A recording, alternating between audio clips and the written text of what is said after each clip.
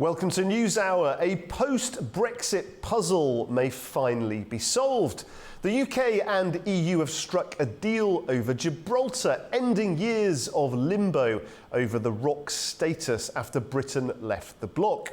Well, the agreement promises seamless movement across the border with Spain, joint checks at the airport and port, and no shift in sovereignty. It's being branded a breakthrough. UK ministers say it's practical and principled. EU officials are calling it historic. But beneath the headlines, the fine print tells a more complex story. Shared control, Schengen checks, and regulatory compromises. Elements some believe undermine the very Brexit promises that framed Gibraltar's fate. Well, tonight we look at what this deal really delivers and at what cost. Is this a diplomatic win or a quiet concession? Does it pave the way for smoother relations between London and Brussels, or simply mark the end of a chapter few wanted reopened? We'll get political reaction from Westminster and Brussels, and then speak to one of Spain's most decorated diplomats, a former ambassador and professor. First, let's take a look at the bigger picture and what this means for local people. After years of negotiation, delays and daily uncertainty, the border that once symbolised post-Brexit paralysis is finally moving forward. The UK and the European Union have reached a long-awaited agreement that redraws Gibraltar's role in Europe's travel and trade map. The new framework removes the threat of a hard border with Spain, while safeguarding Britain's control over the territory. More than 15,000 people cross this frontier every day. For them, the deal isn't abstract diplomacy. It's the difference between gridlock and mobility, between guesswork and routine.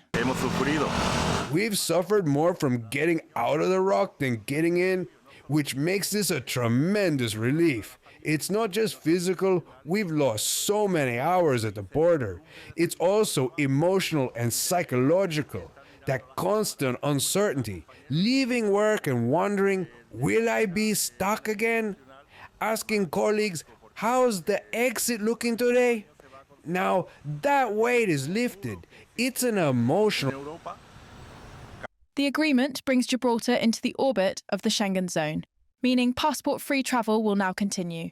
But the UK retains full control of internal affairs, like policing, taxation and defence. In practice, that means joint management of Gibraltar's airport and port. For the first time, Spanish and Gibraltarian officers will conduct border checks side by side. The EU sees it as a model for future post-Brexit cooperation. UK ministers are calling the deal pragmatic. Brussels has hailed it as a diplomatic milestone. But the political spin matters far less than the lived reality for the people here. Well, in principle, it sounds like something positive, especially for Spaniards who cross the border daily. But it's an agreement that still needs clarity and will have to be published in the official state bulletin. We'll have to see if it truly benefits both sides. But for now, it looks like a step in the right direction. For years, this narrow crossing became a bottleneck. Delays stretched into hours. Economic losses piled up. Commuters from both sides of the border paid the price, not just in time, but in mental strain and lost opportunity. Now there's renewed hope. Businesses are preparing for smoother logistics. Families look forward to consistency. And a region caught between legal frameworks may finally see a stable future.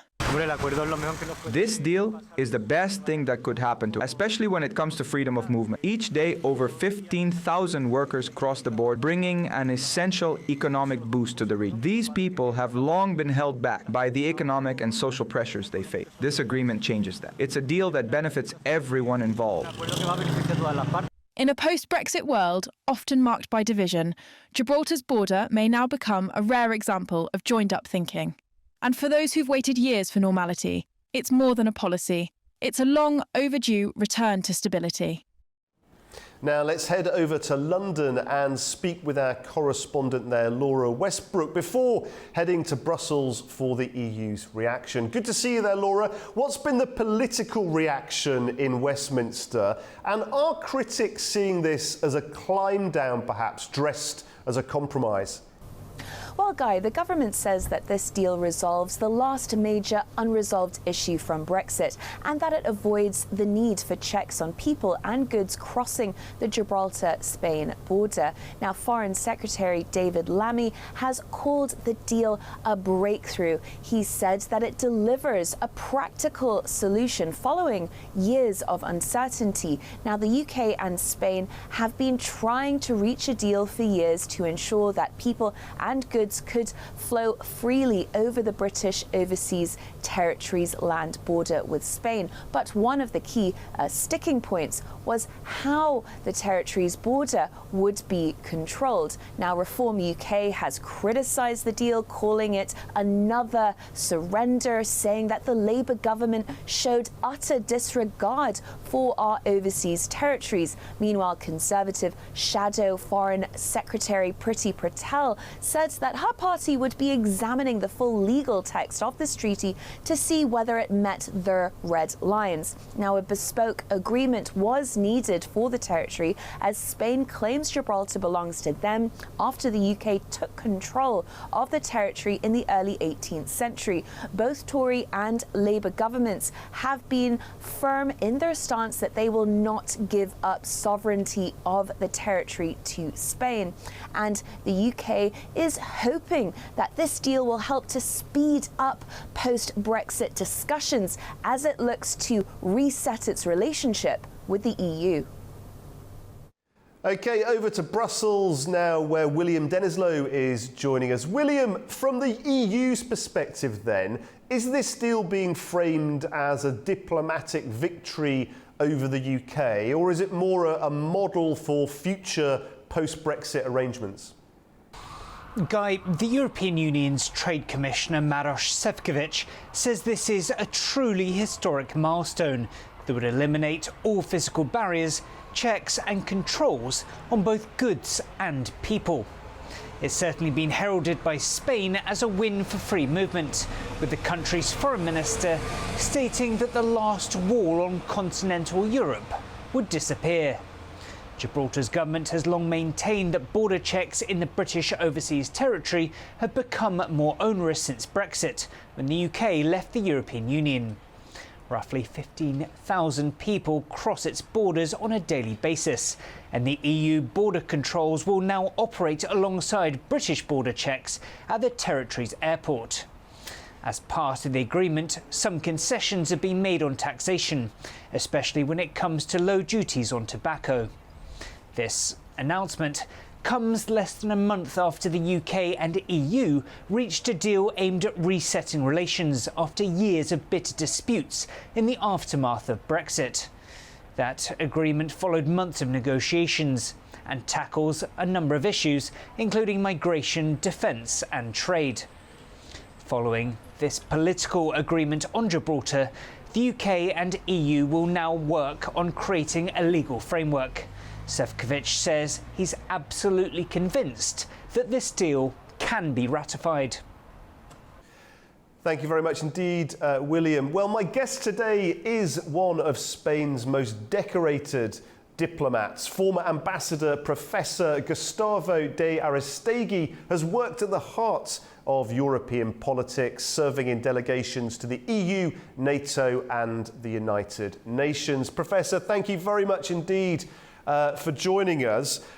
Give us your sense of the significance of this agreement then in the context of EU-UK relations after Brexit. Is it a turning point or more just a kind of functional fix? Thank you very much for having me on your show. Well, in the first place, one has to say that 15,000 Spanish workers that cross into Gibraltar every day are going to have a much better life, of course. I mean, they will be able to cross without hindrance and without delays. I would say that this is the only advantage. Unfortunately, there are many more aspects of this agreement that need to be analyzed in depth. We have only seen the joint statement so far. We have not had access to the full text of the agreement, and the consequences may be complicated and very negative for Spain's aspirations to regain sovereignty over Gibraltar someday. Let's be very clear. First, Spain never gave up any kind of territorial waters around Gibraltar, and this is always a dispute that has not been addressed in this agreement, and it's a very sour one, because we see, unfortunately, that the bunkering operations that are carried out by ships under Gibraltar's authority put at risk the whole Bay of Algeciras. The Gibraltar police, when they go out on their speedboats armed, it's in fact an act of piracy, because they are invading the territorial waters of a sovereign nation with weapons when they are not allowed to do so. And third, and most importantly, the Utrecht Treaty says very clearly that there's only two possible statuses for Gibraltar: to remain under the sovereignty of the United Kingdom as a colony, or to revert to Spain entirely. Anything intermediate is completely unacceptable under international law, under United Nations regulations, under United Nations list of territories to be decolonized. Gibraltar is still on them. Let's be very clear. And the Spanish public does not understand why the United Kingdom gave back Hong Kong, and never did so with Gibraltar. There is an imbalance that is incomprehensible for the Spanish public opinion. We are an ally. Okay, we're not in the EU anymore, but we are allies of the United Kingdom in NATO, and China is an adversary of the West. The United Kingdom gave Hong Kong back to China, did not do so with Gibraltar. There are other aspects, if you want, that we can go further into. Actually, it'd be very interesting, and apologies for interrupting, it'd be very interesting to explore that. So one of the arguments I think put forward on the British side for the handing back of Hong Kong was purely just the time limit on the original agreement. Is that similar to the situation in Gibraltar, or is it, or would you see that just as an excuse that was put forward? Well, I don't want to get too historic about this, but if you do know that Gibraltar was given to England, the United Kingdom did not exist then, in 1713, when England's side lost the War of Succession of Spain as a compensation for the loss, which is quite remarkable, if any. Also, the island of Minorca was given to England. We recovered the island of Minorca, although the British Navy tried to regain it back several times unsuccessfully, but they never did so with Gibraltar. There's no reason. And in fact, the original population of Gibraltar was expelled, and they lived now across La Verja, or the gate. We never called it border. We do not acknowledge the existence of a border between Gibraltar and Spain. It is a police control fence. This is why we call it La Verja, and in the Spanish version of the joint declaration, it is very clearly said that La Verja is going to disappear. We never speak about borders.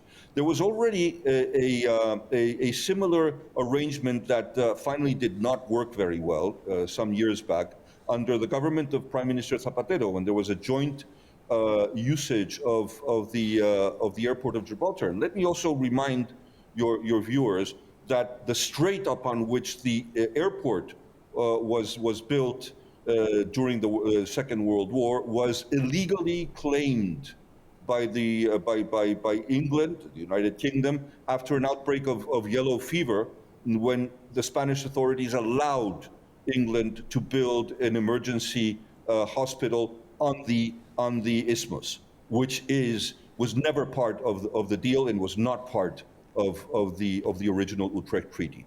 So again, none of these things have been clearly expressed in the joint declaration or the agreement, for that much, and it is a flagrant violation of the aspirations of Spain to recover one day, under negotiations, any kind of sovereignty. And again, going back to history, under Prime Minister Aznar, there was a very productive and very pragmatic to use your own words, negotiation between the United Kingdom and Spain for a joint sovereignty over the colonial territory. That never saw the light of day for difficult reasons, probably because the United Kingdom backed out at the very last moment for internal pressure, whatever you want to call it. But in any case, I think that the future to resolve this dispute between two friends and allies necessarily has to be a negotiation that at least will start with a joint sovereignty of both countries over the colony. And in terms of resolving the dispute, I mean, very few people have more experience at diplomacy in this area than you do. Give us an insight into how Madrid is thinking about this, the diplomatic perspective. How are they trying to balance the practical and the political, national interest also with some sense of regional cooperation? There are some very fresh wounds, I would even dare call them. Recently, the Gibraltar authorities, local authorities, authorized the building of a complex that has been gained to the sea. And as I said, Gibraltar does not have territorial waters. So that was done depriving Spain from its territorial waters. It was built on a landfill and you know, just making the territory of the colony larger. Again, this has not been addressed. We have been elevating claims and protests all the time, in all instances, and even summoning the British ambassador to the foreign ministry, and there has never been any kind of reasonable explanation. Diplomatically, this is being sold by the European Commission as a success because it is a headache less that they have to deal with.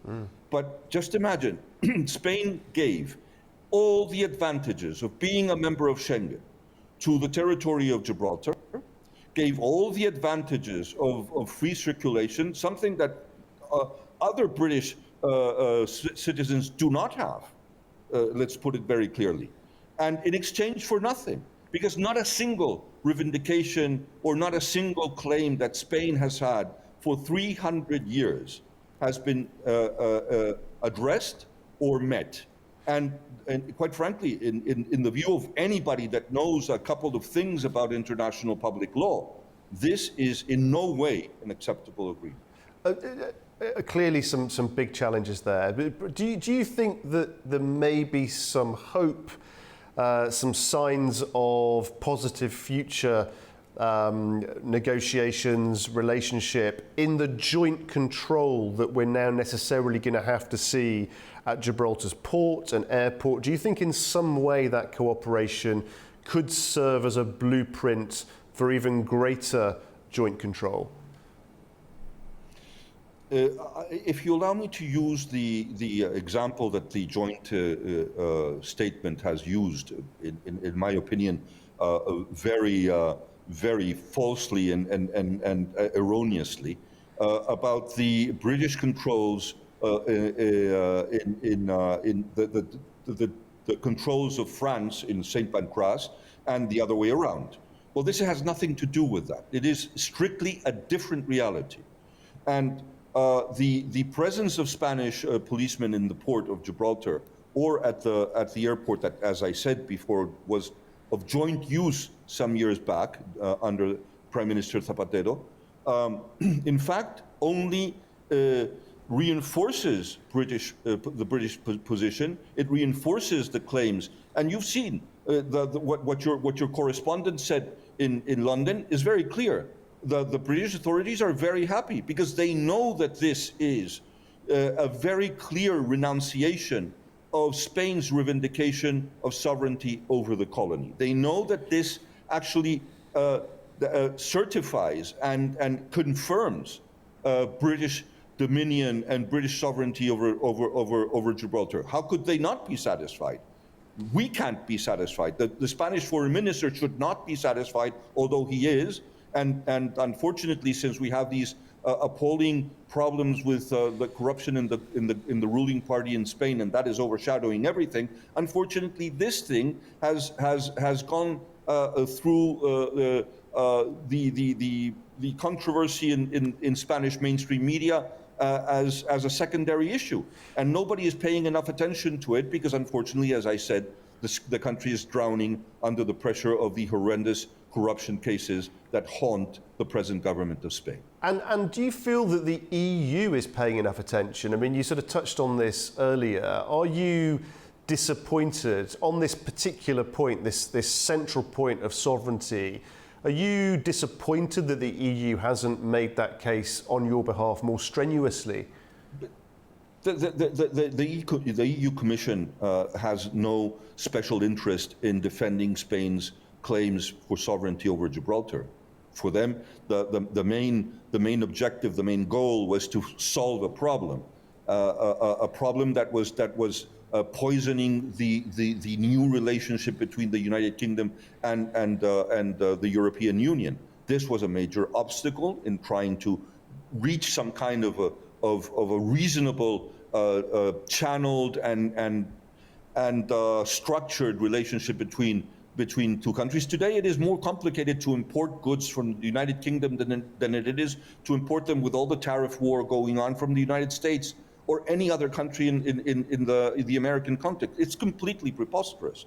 So actually, the European Commission was willing to do anything to get this obstacle out of the way, but they don't care about Spain's revindication and claims on the sovereignty of Gibraltar. They just wanted to fix a problem, even if it wasn't the detriment of a member state as Spain is, as is the case of Spain. Well, that's your views on the EU. What about the Spanish government? What do you hope for, expect from Madrid now, following what's happened so far?